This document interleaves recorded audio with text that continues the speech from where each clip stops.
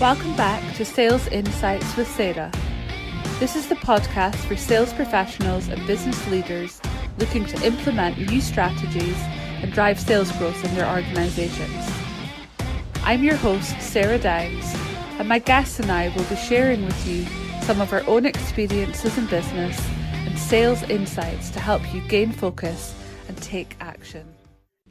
Hi everyone, and welcome back to the Sales Insights with Sarah podcast.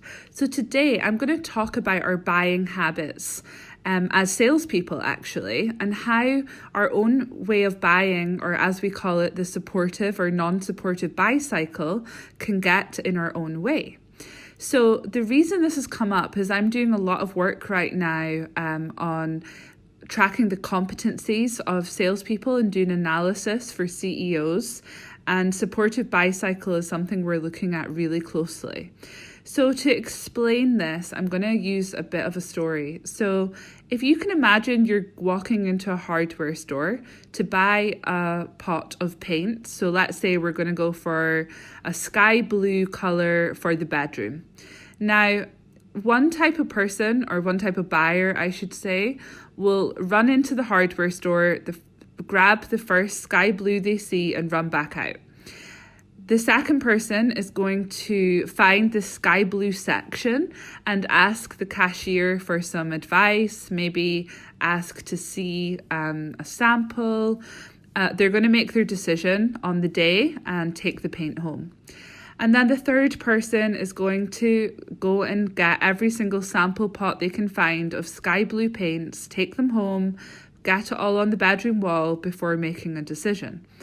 Now, all of us are one of these people, and who we are can change depending on whether we're buying personally, whether we're buying for our businesses, whether we're buying something that's £10,000 or $10,000 versus maybe £100,000 or dollars.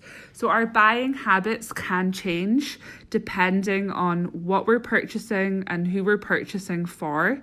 But we all have buying habits, and it's really good to become self-aware of how you purchase goods, because it could get in your own way when you're a salesperson. So an example of that is if the salesperson is the sample pot guy, that's, the slow purchaser, they're maybe a little bit more analytical. If the salesperson buys like that themselves, they could freak out or get anxiety when a buyer is trying to purchase something really fast. If they're the person that runs in the shop and grabs the first sky blue they can get their hands on and run out again, and they could actually start trying to put them off the sale. So delaying the close because it's making them feel uncomfortable rather than allowing the buyer to do what they need to do.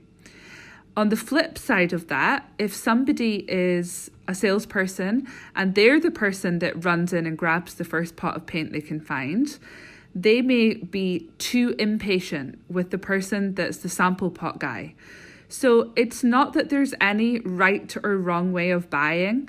It's just that everyone is different. And what we need to do as salespeople is identify the type of buyer that our clients are very early on in the process, so that we understand, and it's almost permission based on how much urgency we create, how much we have to contact them, how much we have to hold their hand through that buying process.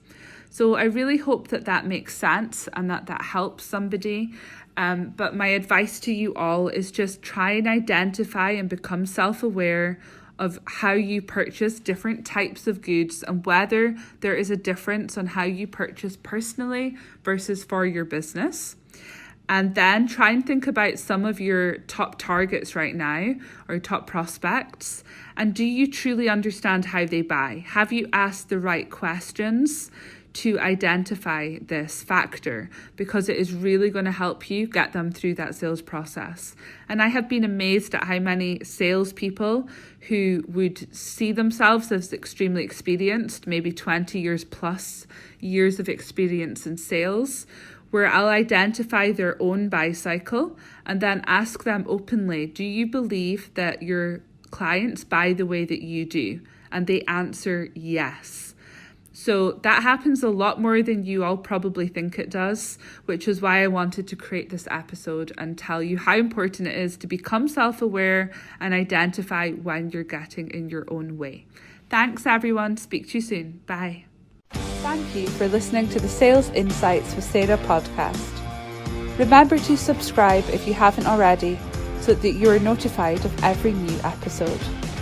If you could take a few minutes to leave a review, it would be greatly appreciated. See you next time.